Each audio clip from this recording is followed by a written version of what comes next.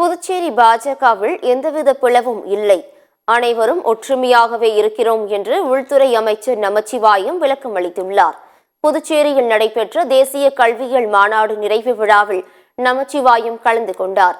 இந்த மாநாட்டில் பல்வேறு ஆய்வு நிகழ்ச்சியில் பங்கேற்ற ஆய்வாளர்கள் மற்றும் மாணவர்களுக்கு பரிசுகளை அவர் வழங்கினார்.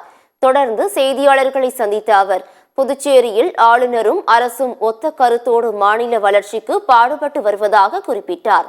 மருத்துவ கலந்தாய்வில் வெளிநாடு வாழ் இந்தியர்கள் இடஒதுக்கீட்டில் முறைகேடு நடந்திருப்பதாக எழுந்த புகார் மீது உரிய விசாரணை நடத்தப்படும் என்று அவர் தெரிவித்தார். முன்னாள் முதலமைச்சர் நாராயணசாமி ஆளும் அரசு மீது பொய்யான தகவலை பரப்பி அரசியல் ஆதாயம் தேட நினைக்கிறார் என்று நமச்சிவாயம் விமர்சித்தார். தேர்தல் பாத்தீங்கன்னா மிக ஒரு பெரிய வெற்றி பாரதிய ஜனதா கட்சிக்கு, தேசிய ஜனநாயக கூட்டணி கட்சிக்கு கிடைத்திருக்கின்றது. பாஜகவில் பிளவு என்பதே கிடையாது. தனியானியா செயல்படுறாங்களா, ஒன்னா செயல்படுறாங்களான்னு நீங்க அதை அவங்கள தான் கேட்கணும். நீங்க அதெல்லாம் கேட்கணும். ஆனா பாரதிய ஜனதா கட்சியில பிளவு இல்லை. நாங்க எல்லாம் ஒற்றுமையா தான் இருக்கிறோம். எல்லாம் அது மாதிரி பிரச்சனைக்கு இடம் கிடையாது.